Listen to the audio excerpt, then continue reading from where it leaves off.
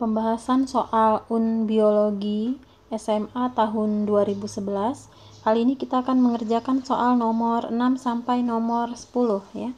Untuk soal nomor 1 sampai 5 dan 11 sampai 40 itu ada di video yang lain. Silahkan dilihat di playlist. Untuk playlist soal SMA. Kita mulai soal nomor 6. Perhatikan hewan-hewan pada gambar berikut ini. Ini ada gambar anjing, kucing, dan harimau. Berdasarkan jenis makanannya, hewan di atas mempunyai kekerabatan yang dekat, yaitu ketiganya termasuk ordo A. Rodentia, B. Monotremata, C. Marsupialia, D. Primata, E. Carnivora. Sebelumnya kita harus tahu dulu ya definisinya. Kita bahas dulu definisinya masing-masing ya. Untuk Rodentia itu adalah yang ini ya, yang A itu adalah mamalia pengerat. Contohnya misalnya seperti tikus, marmut, hamster, itu dia masuk ke dalam klasifikasi Rodentia ini ya. Yang Monotremata itu adalah mamalia juga tapi berparuh dan berkloaka. Contohnya misalnya seperti platypus ya, itu yang Monotremata. Kalau Marsupialia itu adalah mamalia juga tapi yang berkantung. Untuk yang ini berkantung misalnya seperti kanguru, koala, kuskus. Nah, itu masuk dalam Marsupialia. Kemudian kalau yang primata itu mamalia juga tapi mempunyai tangan dan kaki. Tangan dan kakinya itu berjari, jarinya ada 5, kemudian berkuku. Kemudian tangannya dapat digunakan untuk memegang, misalnya seperti monyet, yaitu termasuk dalam primata. Kalau karnivora ini ya hewan yang memakan daging ya. Itu termasuk seperti dalam gambar ini ya, 3 hewan ini, anjing gitu ya, kucing dan harimau. Jadi dia untuk hewan karnivora itu dia adalah hewan mamalia, ciri makanannya itu yaitu daging, kemudian memiliki gigi taring kalau karnivora ya. Gigi taringnya besar dan panjang, kemudian gigi serinya juga kecil cirinya ya. Nah, itu hewan-hewan seperti itu ke dalam ordo yang sama yaitu karnivora. Jadi nomor 6 itu jawabannya adalah yang E. Nomor 7. Ditemukan suatu organisme dengan ciri-ciri 1. Tubuh memiliki sisik.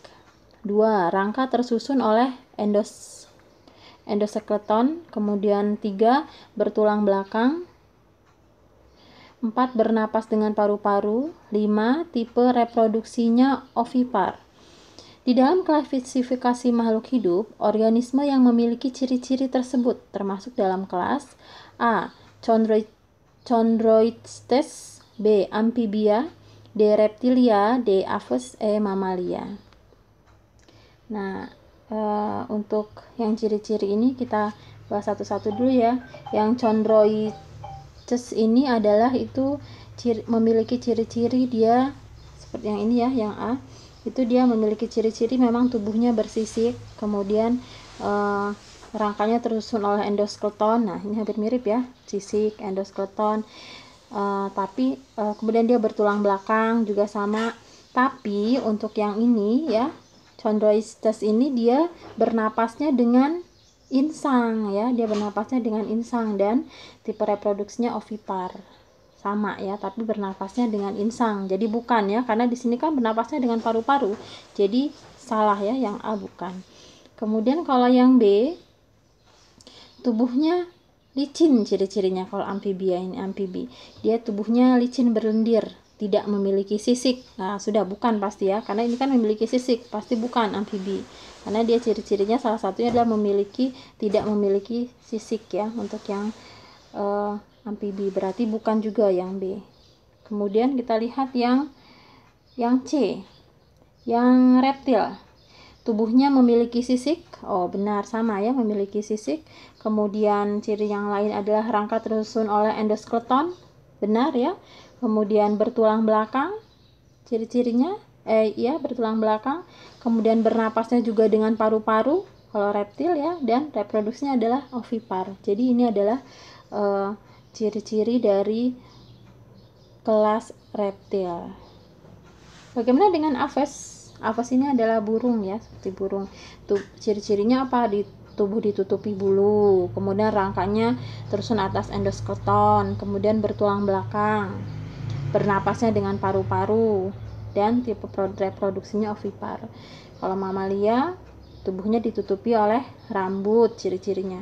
Rangkanya juga tersusun oleh endoskeleton, kemudian bertulang belakang, bernafas dengan paru-paru, dan tipe reproduksinya adalah vivipar atau melahirkan ya. Jadi untuk yang ciri-ciri ini, yang 5 ini, itu jawaban yang benar adalah reptil, nomor 7. Nomor berikutnya, nomor 8. Perhatikan daur fosfor berikut. Ini ada daur ya, ada daur fosfor. Proses yang terjadi pada bagian X adalah A. Mengambil unsur fosfor dari lingkungan dalam bentuk fosfat organik. B. Mengubah fosfat organik dari sisa organisme menjadi fosfat anorganik. C. Melepas fosfor ke atmosfer hasil penguraian fosfat anorganik. D. Mengikat fosfat anorganik dan menyediakannya bagi tumbuhan. E. Pembentukan fosfat organik dan unsur-unsur fosfat. Nah, di sini ada daur fosfor ya. Nah, yang ditanyakan ini yang X. Dari sisa hewan mati sebelum menjadi PO4, itu yang X-nya itu apa? Nah, di sini ada sisa hewan mati. Nah, sisa hewan mati ini itu ada fosfat organiknya, ya. Jadi dari hewan mati ini ada fosfat organiknya. Nah, jadi di sini nanti fosfat organik dari sisa hewan mati itu nanti dirubah menjadi fosfat anorganik di yang X ini. Baru nanti dirubah menjadi PO4 dan kembalikan lagi ke tumbuhan. Jadi di sini itu yang terjadi adalah fosfat organik dari sisa hewan mati di sini tadi itu dirubah menjadi fosfat anorganik. Jadi jawabannya yang benar adalah yang B. Fosfat anorganik dari sisa organisme menjadi fosfat anorganik.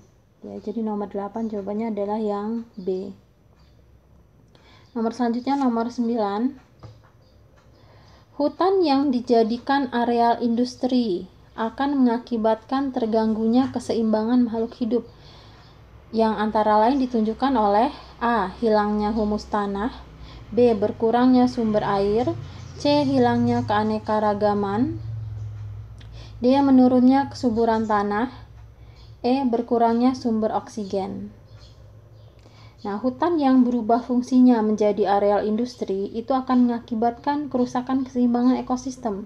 Kenapa? Karena makhluk hidup seperti hewan dan tumbuhan yang ada di situ akan musnah atau punah. Dengan kata lain, akan terjadi hilangnya keanekaragaman karena akan musnah ya akibat kerusakan keseimbangan ekosistem. Jadi jawabannya nomor 9 yang benar adalah yang C. Nomor 5. Nomor 10. Nomor 10, perhatikan gambar jaring-jaring makanan berikut. Organisme yang berada pada tingkat trofi kedua adalah A. Kelinci dan ulat, B. Elang dan laba-laba, C. Elang dan kupu-kupu,